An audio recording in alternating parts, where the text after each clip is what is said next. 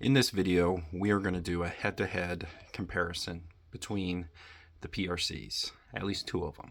We are going to compare the brand new 7mm PRC to the 300 PRC. We're going to see how factory ammo compares between these two. We're going to see how they do with hand loads. And lastly, I'm going to crown one as the best PRC. Hope you enjoyed the video. In 2018, Hornady introduced two new cartridges. On the left, the 6.5 PRC. On the right, the 300 PRC. You might ask, why am I not including the 6.5 PRC in this video versus the 7 and the 300? Well, it's a fine cartridge. I think it has the potential to be one of the best long-range cartridges, but as a hunting cartridge, it just does not match up at all with the 7 PRC or 300 PRC. So goodbye 6.5 PRC. 300 PRC parent case is the 375 Ruger. It is simply a 375 Ruger neck down to 30 caliber. Of course, the 300 PRC gets the PRC modern treatments updates. It will have a fast twist, so you can shoot 250 grain bullets. It also has quite a bit of free bore. It does have a magnum length action. So basically, you can seat these really long high BC bullets and not eke into the powder capacity. So from the factory, you get long magazines, and it performs, as I said, extremely well. As far as performance goes, I think Hornady was really gunning after the 300 Winchester Magnum. It is a little bit more powerful than the 300 Win Mag. Let me just show you how they look next to each other. Now, it might seem like the 300 Win Mag has a bigger case. It is taller. However, the 300 PRC case is a bit wider. So on average, I think you're going to see velocities 50, maybe 100 feet per second faster in a 300 PRC compared to a 300 Winchester Magnum. And PRC was just really trying to make a modern version of a 300 Win Mag. No belt, tight tolerance chamber, faster twist rate, and the proper seating depth. The 7mm PRC has been out for just a little over a year, and it has caught the market by storm. Everyone loves the 7mm PRC.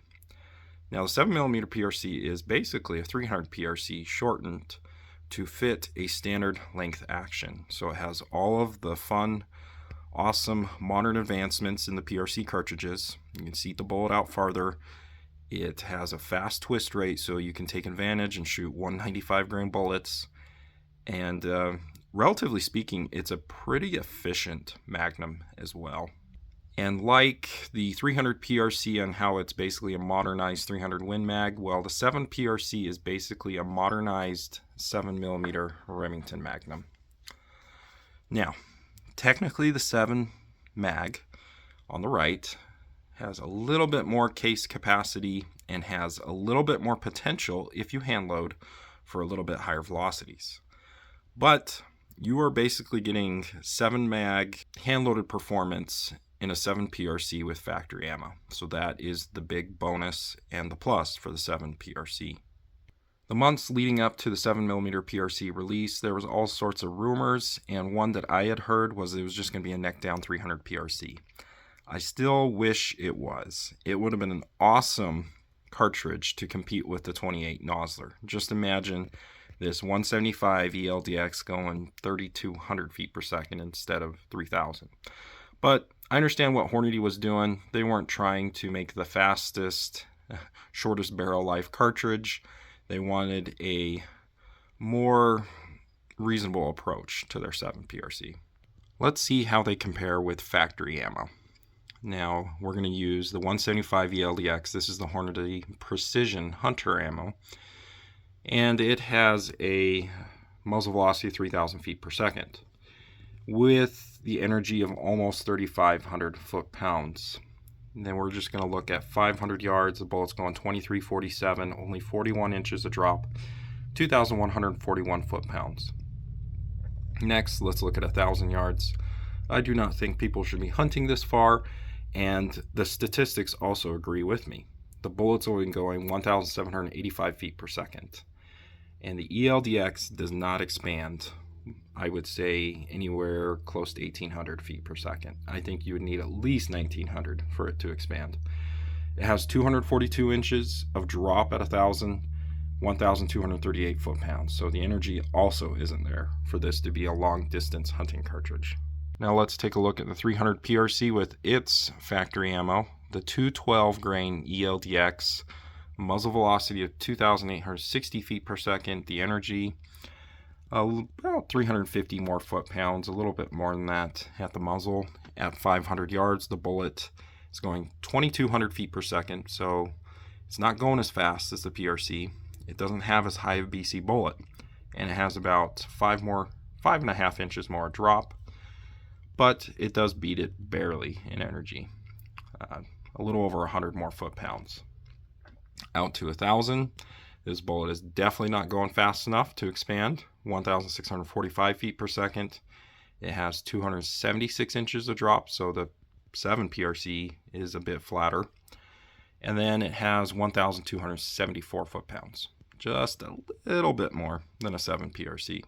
Now let's look at the 7 PRC as a long-distance target cartridge with the 180 grain ELDM and factory ammo, a muzzle velocity of 2,970.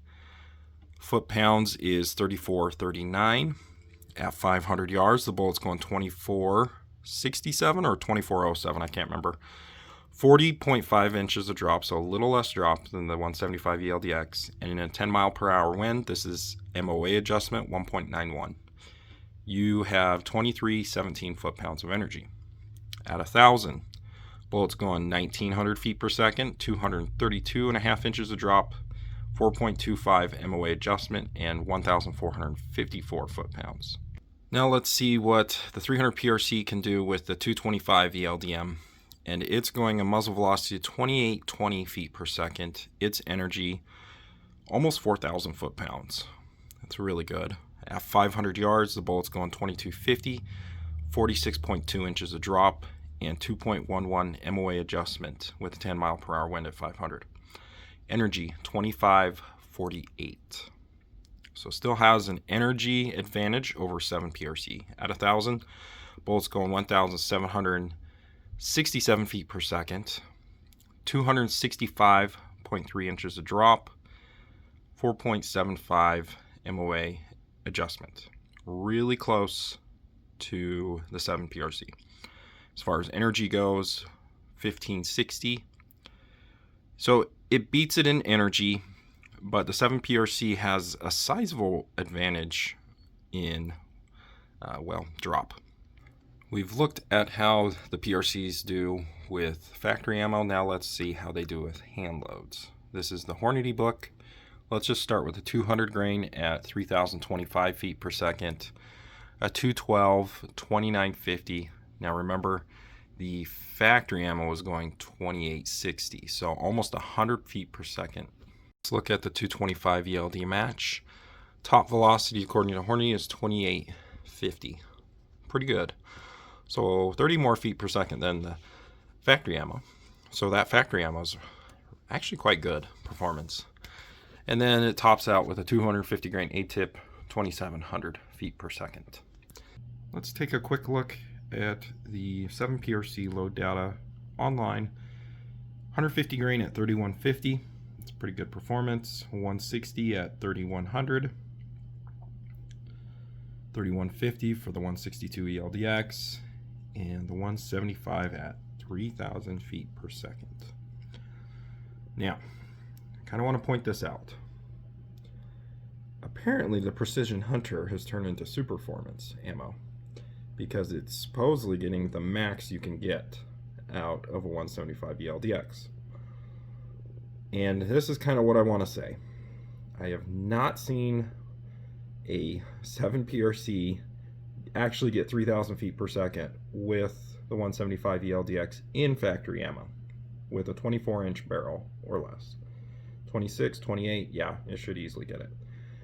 So I think on average for you, people that are getting 24, 22-inch barrels, you're probably only going to max out at 3,000 feet per second with hand loading. 180 grain, 2,950. Now the factory ammo has it at 2,975. So again, I think Hornady definitely inflates its numbers, and on average, you're not going to get 2975 with factory ammo. Now let's take a quick look at the 300 PRC with hand-loaded info. 225 at 2850, 4,059 foot-pounds. All in all, the 7 PRC still beats it. This still has 258.9 inches of drop, while the 7 PRC has 232. Now, you do have a little bit more energy, but again, you shouldn't be hunting at these distances anyway. The bull's not going fast enough, and it's just not very ethical. So which one is the best PRC? Well, I think it's got to be the 7 PRC.